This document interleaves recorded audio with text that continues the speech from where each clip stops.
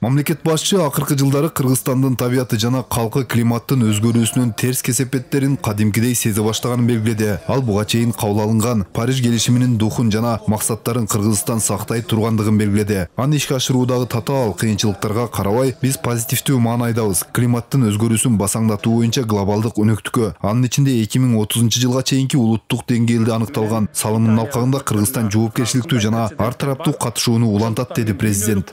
Биздин эсептөөлөргө караганда климаттын өзгөрүүсүнүн токтотууга багытталган орто мөөнөттүү шашылыш чараларды ишке ашыруу үчүн 7 миллиард АКШ долларын талап кылат. 2050-жылга чейин Кыргызстан өнүгүүнүн жашыл платформасында көмүртексиз жетишүүгө аракет кылабыз. Президент табиатка зыян келтирбестен өнөр жай тармагын жана турак жай коммуналдык секторун көмүртек энергия булактарын биринчи кезекте көмүр жана мазутту колдонуудан арылтып, аны электр энергиясына толук өткөрүү үчүн кичи жана орто гидроэлектр станцияларын куруу боюнча долбоорлорду ишке ашырууну баштаганына токтолду. Бул багытта инвесторлорду тартууга Кыргызстан кызыктар экенин айтты.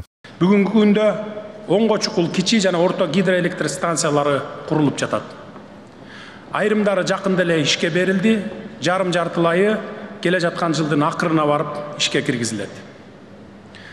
Париж келишиминин духуна ылайык мен өнүккөн өлкөлөрдүн инвесторлорун гидроэнергетикалык тармакта, анын ичинде мамлекеттик жеке өнөктөштүк принциптеринин негизинде өз ара пайдалуу кызматташууга чакырамын. Садыр Жапаровдун белгилешинче, прогрессивдүү технологиялар, инновациялар болбосо Кыргызстан үчүн пландаштырылган мөөнөттүү жашыл экономикалык өсүшкө жана көмүртексиз жашоого жетүү кыйын болот. Буга байланыштуу президент бардык кызыктар тараптарды биринчи кезекте эл аралык көп тараптуу банктарды, климаттык фонддорду жана кооперацияларды олуттуу диалогко чакырды. Кылымдардан бери келе жаткан мөңгүлөрдү, суу ресурстарын жана улуу тоолорду климаттын өзгөрүүсүнөн гана эмес, экономикалык абийирсиз ишмердүүлүктөн сактап калуу өтө маанилүү.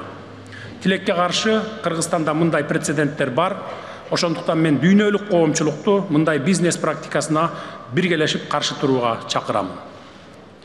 Ыңгайлашуу программалары жана долбоорлору айыл чарба, суу ресурстары, энергетика, өнөр жай, өзгөчө кырдаалдар, калктын саламаттыгы, токойлор жана биотүрдүүлүк сыяктуу аялуу секторлордо ишке ашырылат. Садыр Жапаров Кыргызстандын 94% тоолор экенин эске алып, алдыдагы иштердин масштабы эбегейсиз экенин айтты. Ал климаттын өзгөрүүсүнүн терс таасирине байланыштуу көйгөйлөр көп жагынан көптөгөн тоолуу өлкөлөргө мүнөздүү экенине токтолду. Аларды чечүү үчүн өкмөттөргө, анын ичинде Кыргызстандын өкмөтүнө тышкы жардам зарыл. Буга байланыштуу биз Глазгонун чечимдерине муктаж, өнүгүп келе жаткан тоолуу өлкөлөр үчүн өзүнчө максаттуу каржылоону сунуштайбыз. Атап айтканда, биз мөңгүлөрдү, токойлорду жана биологиялык көптүрдүүлүктү сактоого, табигый кырсыктарга даярдыкты жакшыртууга, тоолуу айылдарга да жашаган жамааттарга, айрыкча аялдарга жана балдарга социалдык экономикалык колдоо көрсөтүүгө басым жасоо менен климаттын өзгөрүшүнө ыңгайлаштыруу боюнча максаттуу программаларды ишке ашыруу үчүн Бириккен Улуттар уюмунун калкасында атайын фонд түзүүнү сунуштайбыз.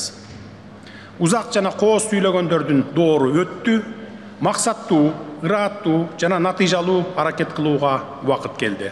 Президент сөзүнүн соңунда дүйнө биргелешкен аракеттер аркылуу гана көйгөйлөрдү чече аларын айтты. Мунарбек Жоргомов, Адилет Марсбеков, 5 канал.